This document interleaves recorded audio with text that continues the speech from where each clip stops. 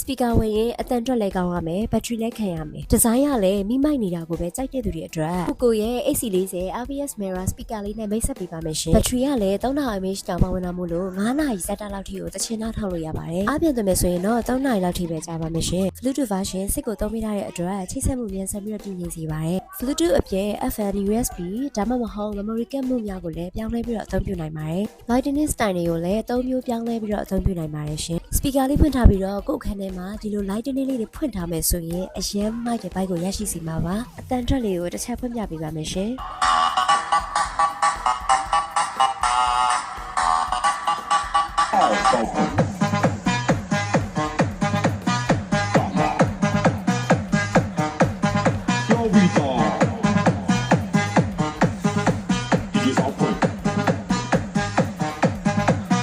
DJ Queen, you see them alive. Yo, gacha, I'm swinging. Gacha, DJ Queen, you see. ပြန်သွင်းပြီးဖို့တိုက်စီကျိုးလေးနဲ့ audio cable ကျိုးလေးလည်းပါပါတယ်ရှင်။ကဲမှာယူခြင်းနဲ့ဆိုရင်တော့ဗမာနံပါတ်399500လေးရှိရာ3994449000 58တို့ကိုလက်လီလက်ကဆက်သွယ်မေးမြန်းဝင်နိုင်ပါတယ်ရှင်။